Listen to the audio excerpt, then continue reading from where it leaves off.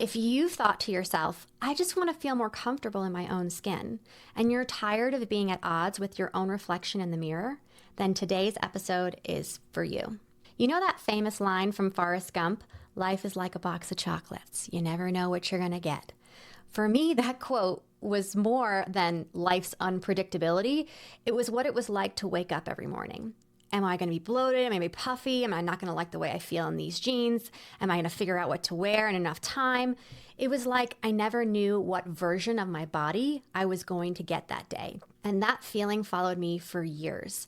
I chased weight loss for over 20 years, believing if I could just change XYZ about my body, it was always something, I would finally feel more comfortable in my skin. But even when the scale did drop, that feeling of joy and euphoria, it didn't last very long. Turns out I was missing some key shifts that finally now have helped me sustain the feelings of confidence and strength in my own skin that I was actually looking for. And today I'm sharing what those shifts were. These are the unexpected ways that I have helped myself learn to love myself as I enter my 40s. First off, I'm just going to say it. If you want to lose weight, and you could stand to lose a little bit of body fat, like it would help you get healthier, then I am for that. I have seen enough super fit influencers on social media talk about loving their bodies, and my first thought is always, easy for you, you're in great shape. I think there's a marrying between these two concepts. You can love your body in its current state and work on improving it at the same time. Losing weight doesn't mean you don't love your body. It also doesn't mean you will love your body when you get there. I have been there where I've lost weight and been like, this is it? I'm still not there. And it's this constant chasing. When I was being spray tanned in a tent for my first bodybuilding bikini competition, the lady spraying me said something that stuck with me. Along the lines of, this is why I love this sport. You can always keep working on things about yourself, which sounds great. It's true, you can. But in that moment, I also realized this in and of itself is never going to make me happy because there's always going to be something I need to fix to get happier. And I did have that experience over time. I got very lean and I felt like, well, I like this, but this isn't good enough. This is better. I still have cellulite here. I have a little jiggle here. My abs aren't defined enough. My quads should be a little bigger. I really should work on that area of fat under my butt. It sounds ridiculous, but it always led to a little bit more dissatisfaction the closer to quote unquote perfect that I got. When it comes to competing on aesthetics, you really have to have your head in the right place so you don't live in a perpetual state of tearing yourself apart. And in all honesty, most women do this, even if they have no intent on ever getting on stage in a bikini. There's always something. Am I right? This can fuel you if it comes from a place of continual self-care and continual self-improvement and stewarding your body well. Or it can be a hamster wheel of dissatisfaction because you're looking for satisfaction in the wrong place, which is your outward appearance. But I do have to say it. If you want to lose weight, lose the weight. I'm definitely not going to say just love yourself the way you are. And I know there's a whole movement of people who think this way, and that's great for you. Love yourself the way you are and go after your goal. I believe everyone should be looking to get better all the time. Maybe it's weight loss, maybe it's building strength, but there is no staying the same. Think about maintenance in terms of fitness for a second. Maintenance has activity associated with it. Maintenance is not doing nothing. You will not stay the same when you do nothing. If you're not interested in improving and you decide to do nothing, you're actually declining, not maintaining.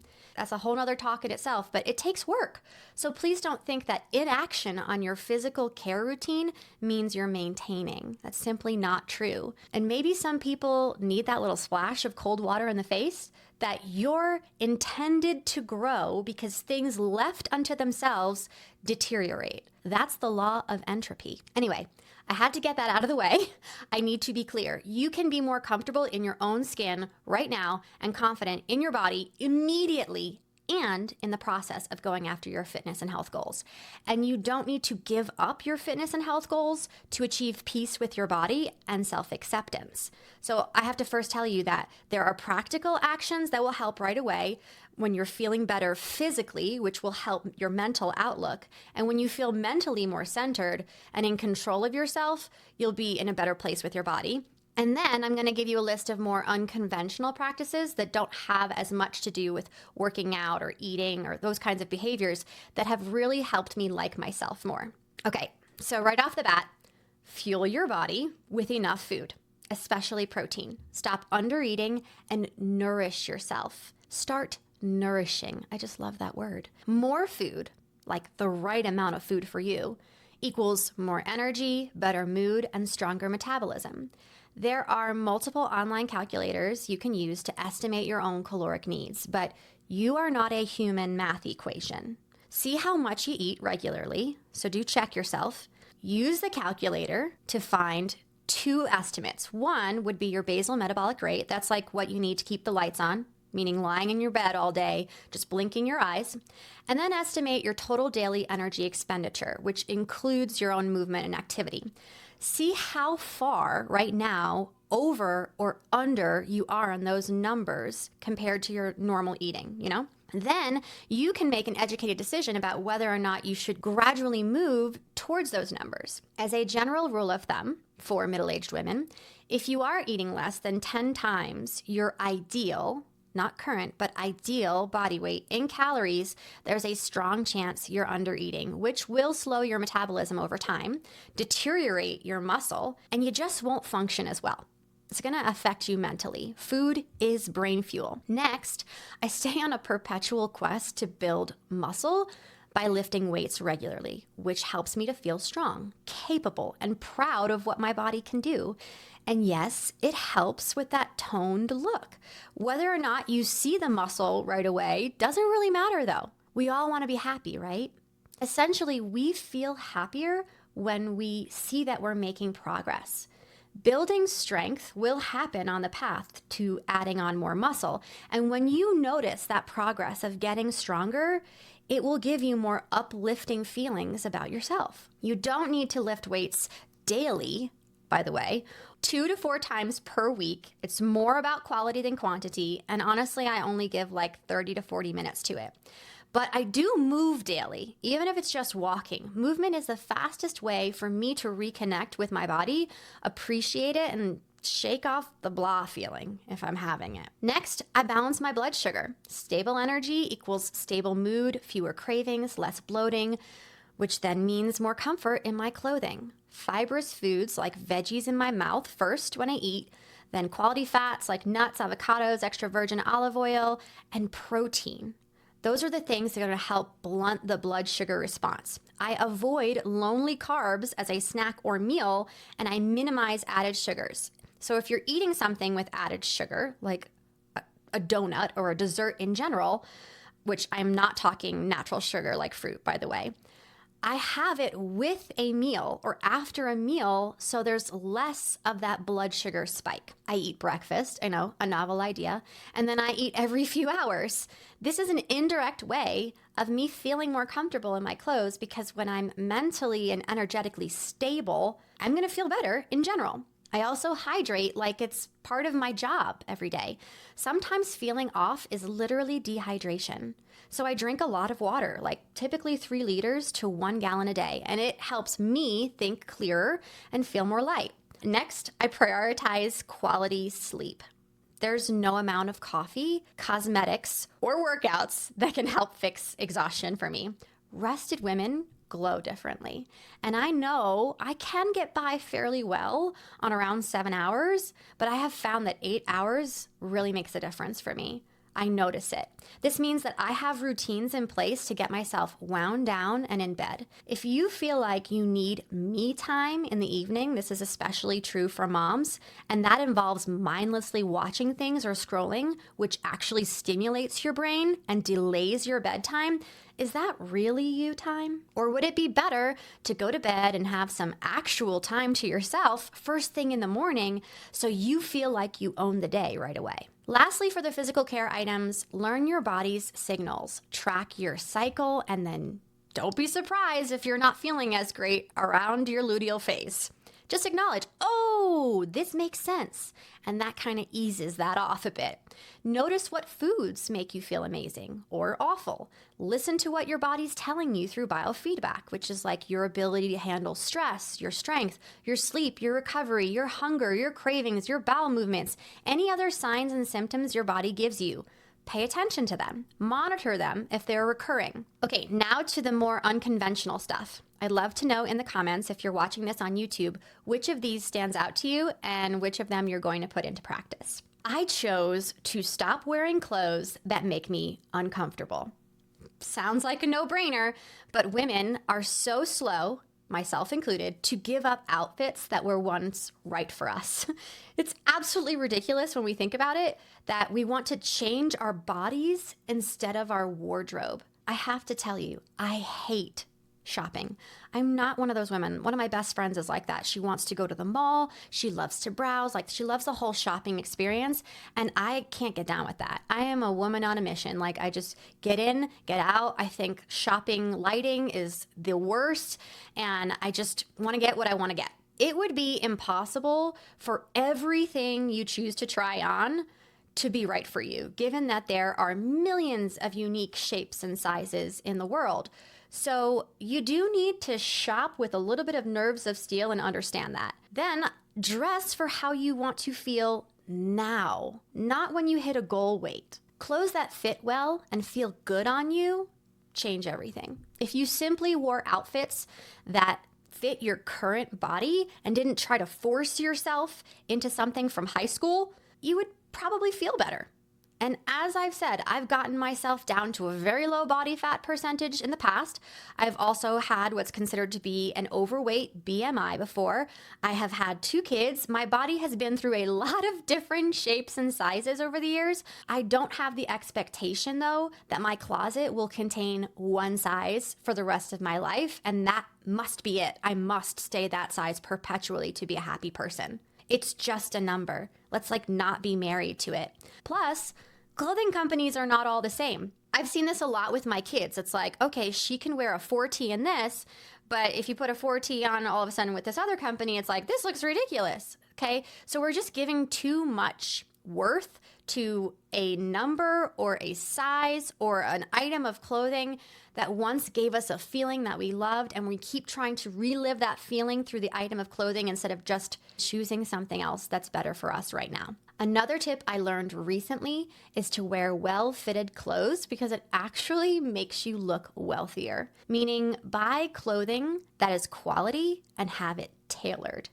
Maybe that doesn't matter to you, but I also should share that I learned in conjunction with that wealthier people are perceived as more competent, and I want to be seen as competent and capable. I want people to look at me and think, she takes care of herself, so she's more likely to take care of me too. I know we're not supposed to judge a book by its cover, but do we always do this perfectly?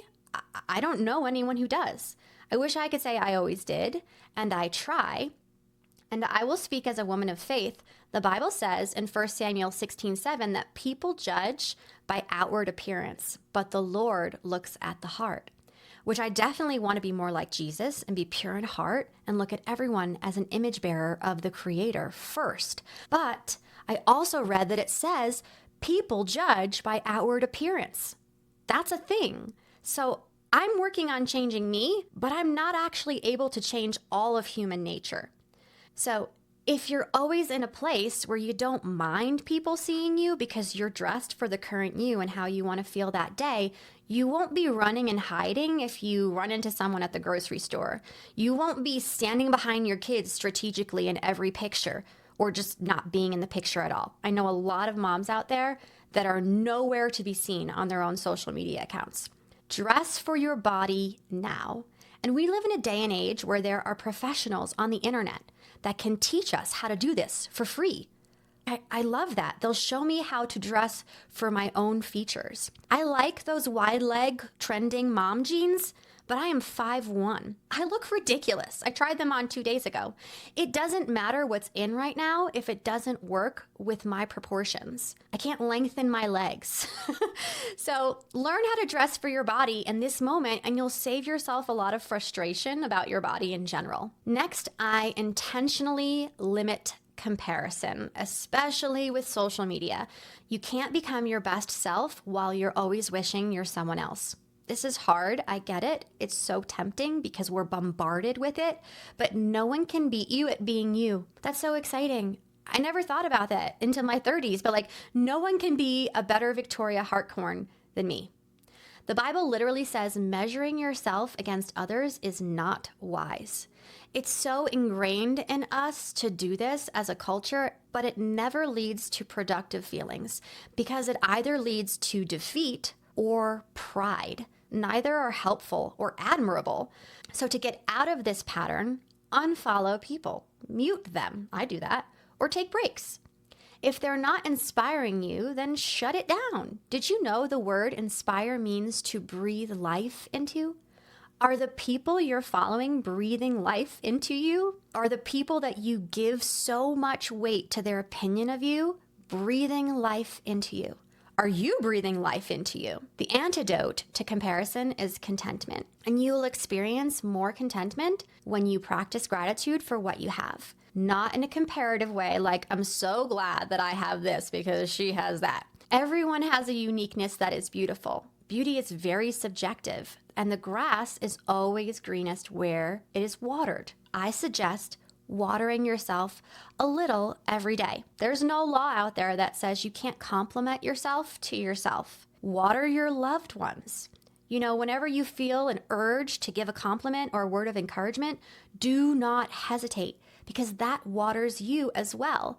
And then don't overwater people excessively in your mind. Like you're spending so much time watering Taylor Swift instead of watering the grass that is you. Spend a little bit more time on your immediate garden and you will reap the benefits. Which brings me to my next tip. Make it a goal to speak kindly to yourself. Seriously, this is a really good goal. It sounds kind of crazy to be a goal, but we don't do this innately. For most of us, we have an inner critic that is stronger than our inner best friend. And we never talk to our best friend the way we talk to ourselves. So changing the internal dialogue just a little can actually radically shift your outward confidence. I decided to see my body as my partner in life in my late 20s, and that really helped me to take better care of myself. Then in my late 30s, I'm now seeing my body as my business partner. Now, yes, my business is in health and fitness, so maybe there's that tie-in there, but even if yours isn't, you do need your body to complete your life's work. Treat your body like a teammate that makes your success possible. Fuel her, rest her, thank her, put systems in place, business, to make sure that she runs well. I have standard operating procedures for keeping the business of me running well. I interrupt negative self-talk with humor as much as I can. So when I catch myself being mean to myself, I will exaggerate it until it's absurd. Like, oh, sure, yeah. I guess I should never leave the house again over this little bit of fat right here. I'm feeling a little bloated, so I probably should just stay in bed all day. That's rational. Okay. Maybe that's not for you, but for me, it helps me go, what am I saying? Then I'd refocus back to my mission, my why, what I feel is my calling right now, the people that I am so invested in. And that diverts my attention away from the negative and all about me, all self-focused, into thanking my body for being on mission with me, for being the vehicle that helps me drive into the future and helps me to help others. I also recommend detaching your worth from your weight as soon as possible. And I do this in a little bit of a controversial way, and that is by actually weighing myself. But I ask myself, if the scale never changed from this moment, how would I still choose to show up for my life? Watch how much freer you feel. I like the scale because studies show that people who weigh themselves regularly tend to keep their weight in check, which makes sense. Like there's no surprises if it's trending upward over the course of time. However, I look at the scale with absolutely no emotion. And the way I got there was weighing myself a lot and changing the story that I told myself about it. I wasn't avoiding it. I wasn't making it a big deal. If it was scary, I actually did it. If it's scary to you, I encourage you to do it. It's a machine. It's a number no one needs to know. It's your relationship with gravity, but it's not you. So weighing yourself helps you to see, oh, it's a little bit different every day. That's normal. Your weight should change throughout the day. And it should fluctuate a little bit, like 1 to 2% of your body weight should change every day. So when you see that, you're not as much in bondage to it. That's why I do it. The next thing that really helped me is something I learned from Candy Valentino. She said to create a proof list of everything you've overcome. I created one specifically for what my body has done for me. Pregnancies, hard births, moves, late nights working, a lot of travel, long days on my feet. I focus on the evidence that my body has been amazing for me. It has shown up. It has taken a lot. Next, I had to learn, and I'm still learning how to lean into doing B+ work. Perfectionism kept me stuck many, many times. Like if I could go back in time to the me in my late teens and early 20s, I would have made myself explore way more and do more things fearlessly without fear of being perfect. Now that I'm older in life, I can't go back in time. I can only talk to the current me and commit to doing just enough, just good enough consistently. And that helps me to feel lighter, freer, and more accomplished because done is way better than perfect. Consistently good is so much better than occasionally ideal. I also stopped waiting to arrive at confidence. Instead, I practice confidence. I wear it like an outfit. I take the picture. I make the video. Here I am. I do the thing I feel really nervous to do. Confidence is built by doing. The word literally means to confide. So you have to learn to confide in yourself. When you do what you say, you will trust yourself more. When you do what you're scared of, you will impress yourself more. So speak up in the meeting. Use the machine at the gym for the first time. Start the business. Talk to the person. Say what you mean. You will be more confident. Next, I traded fixing myself for exploring myself. This approach of being curious instead of critical is what got me out of binge eating years ago. Like, what need am I trying to fulfill right now with this food? What part of me needs to be expressed or comforted? What foods actually make me thrive? What workouts feel fun? What decisions align with who I am and who I desire to become? I'm not trying to fix me. I'm embracing who God made me to be and unveiling parts of myself that I've tried to suppress for years because I didn't feel they were good enough. A man asked a gardener why his plants grew so beautifully, and the gardener replied, "I don't force them to grow. I remove what stops them." What stopped me was the notion that I needed fixing to be acceptable. I needed fixing to be worthy of being seen. Now, you might not have this revelation for yourself, but I'm talking about myself here. I love the idea of I am enough, but I'm not. I can't buy into it. It's too much pressure, and I'm just fooling myself.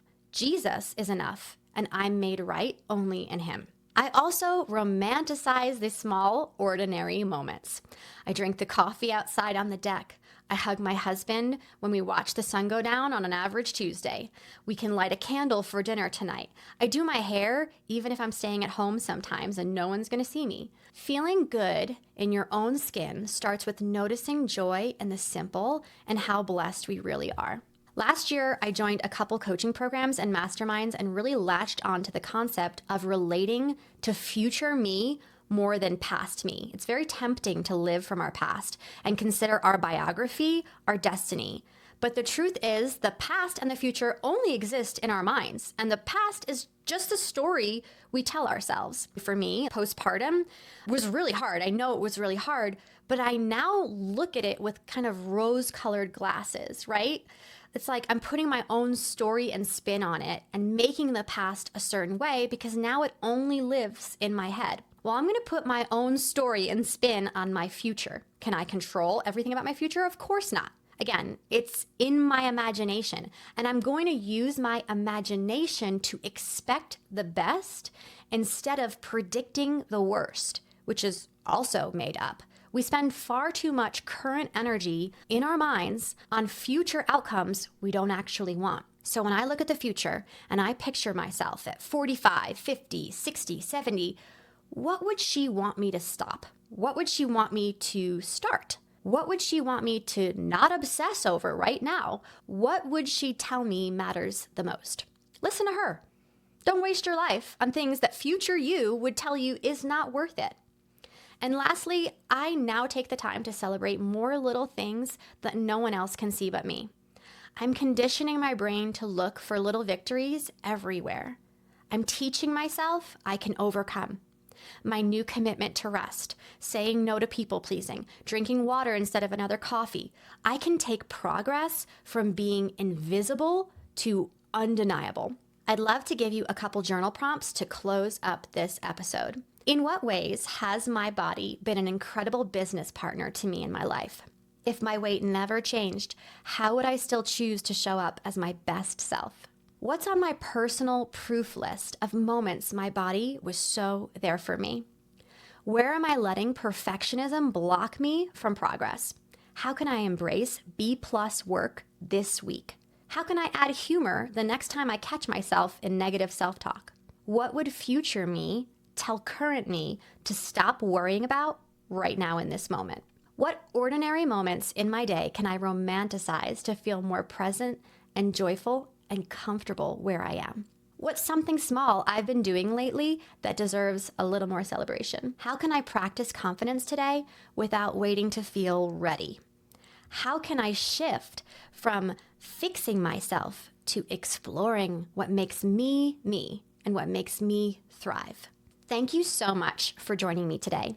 I hope you're leaving today feeling inspired, encouraged, and ready to take one step closer to the strongest, healthiest version of you. If you love this episode, be sure to subscribe, share it with a friend, leave a review. That would mean so much to me, and it helps more women like you find the show. Until next time, keep on moving forward, keep believing, and keep overcoming.